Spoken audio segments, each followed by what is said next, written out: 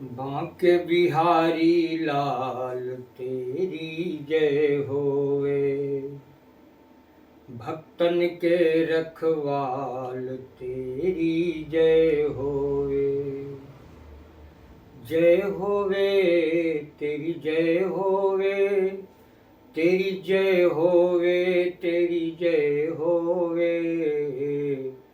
बांके बिहारी लाल तेरी जय होवे, भक्तन के रखवाल तेरी जय होवे। चारि वेद तुमरो यस गावे, नेति नेति सदा पुकारे।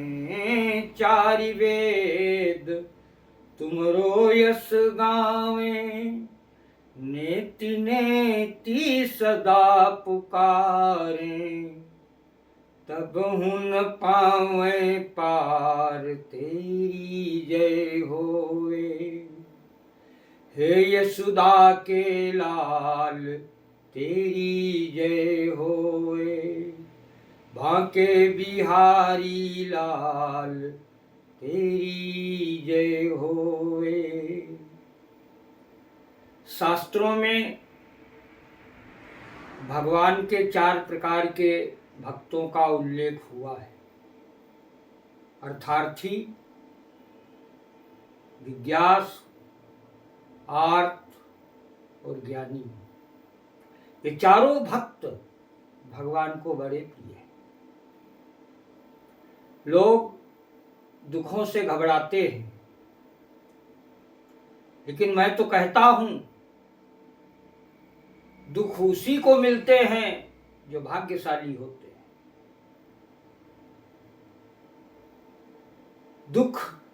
दुख में भगवान याद आते हैं, सुख में किसी को भगवान नहीं याद आते। तो जो भगवान की याद करा दे, जो भगवान के चरणों में जीव को पहुंचा दे, वो खराब चीज कैसे हो सकती है। दुख अभिशाप नहीं है, दुख वरदान है। दुख से भगवान की प्राप्ति होती है। भागवत में गज और ग्राह की बड़ी सुंदर कथा आती है। हिमालय की तलहटी में वहां पर एक पर्वत था जिसके 3 शिखर थे जो सोने की तरह चमकते थे, और उन्हीं के पास, शिखरों के पास एक सुंदर सरोवर था। नाना प्रकार के वृक्षों से, पुष्पों से घिरा हुआ सरोवर, जिसमें देव सुंदरियां, गंधर्व पत्नियां आकर स्नान करती थीं, जल क्रीड़ा करती थीं। तो वो जो अपने शरीर में अंगराग लगाती थीं, छूट जाता था, जिसके कारण उस सरोवर के जल में सुगंध आती थी। बहुत सुंदर दृश्य है। गर्मी का समय था। उसी जंगल में एक बलवान हाथी रहता था, जिसके पैर की धमक से पर्वत हिल जाते थे, जिसकी चिंगार से जंगल के जीव भाग जाते थे। वो हाथी मदांधा हाथी, अपने बल और पौरुष पर गर्व रखने वाला हाथी, जिसके 1000 हथनियां थीं, 1000 हथनियों का स्वामी था वो। गर्मी के दिन थे, घूमते घामते अपने परिवार के साथ, बच्चों के साथ उसी सरोवर में जल पीने के लिए प्रवेश कर जाते। संयोग से सभी हथनियां, बच्चे जल पीकर जल से बाहर आए, और अंत में ये हाथी गर्मी के कारण उस सरोवर में जल क्रीड़ा करने लगा। इतने में दैव योग से उस सरोवर में एक बलवान ग्राह रहता था। अचानक आकर उसने हाथी का पांव पकड़ लिया। रात दिन उस हाथी और उस ग्राह का युद्ध चला है। कभी हाथी ग्राह को बाहर तक खींच लाता और कभी ग्राह हाथी को जल के अंदर खींच ले जाता। लड़ते लड़ते दोनों थक रहे थे, फिर भी ग्राह जलचर था, इसलिए उसकी शक्ति कमजोर नहीं हुई। हाथी थलचर था, यह कमजोर पड़ गया और अंत में खींचता जा रहा था। ग्राह जल के भीतर खींचता चला जा रहा था। सारा परिवार, सारा कुटुंब, बड़ा उसने सहारा देने की कोशिश की कि अपने स्वामी की रक्षा कर लूं, लेकिन वो खड़े रहे, कोई सहारा नहीं दे सके, बचा नहीं सके। तब गज के समझ में आया कि वाह, मेरा परिवार, मेरे बच्चे सब खड़े खड़े देख रहे हैं, मेरे प्राण संकट में हैं, मेरे प्राणों की रक्षा कोई नहीं कर पा रहा है। स्वयं का बल कमजोर पड़ा, कोई बल जब काम नहीं आया तो अचानक पूर्व जन्म के संस्कारों के कारण उसे परमात्मा की याद आई। हाथी की थोड़ी सी सूंड डूबने को बची थी। उसने अपनी सूंड द्वारिका की ओर उठाई और आर्त होकर भगवान श्री कृष्ण को पुकारने लगा। भगवान याद आ गए। अचानक कृपा निधान याद आए। सूर सागर में महात्मा सूरदास ने बड़ा सुंदर पद लिखा है, आप लोग सुनिए। हे गोविंद हे गोपाल, अब तो जीवन हारे।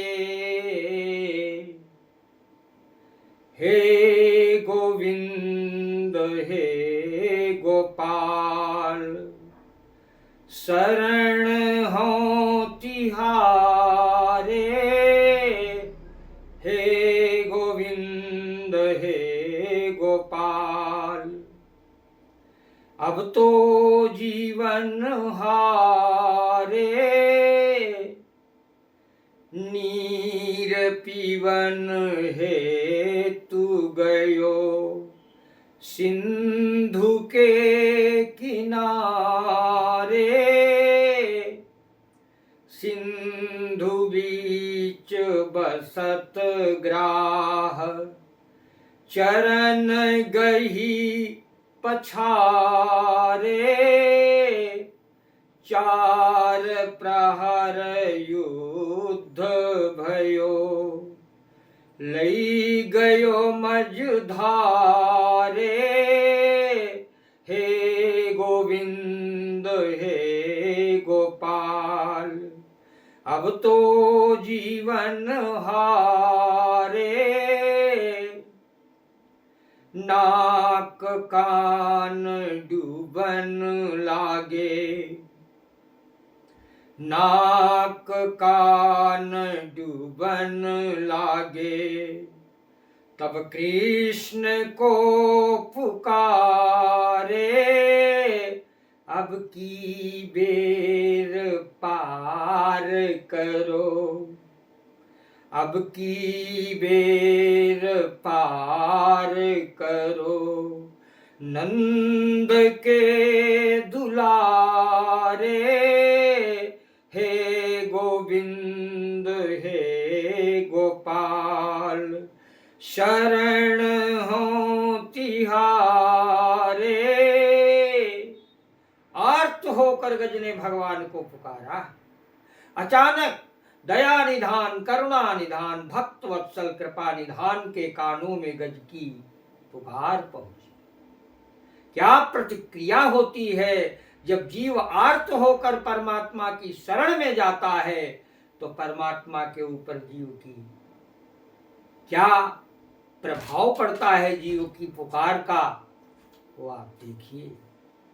द्वारिका में शोर भयो, शब्द भयो भारे, शंख चक्र गदा पद्म खड्ग लय पधारे। हे गोविंद हे गोपाल, अब तो जीवन हारे, अब की बेर पार करो नंद के दुलारे।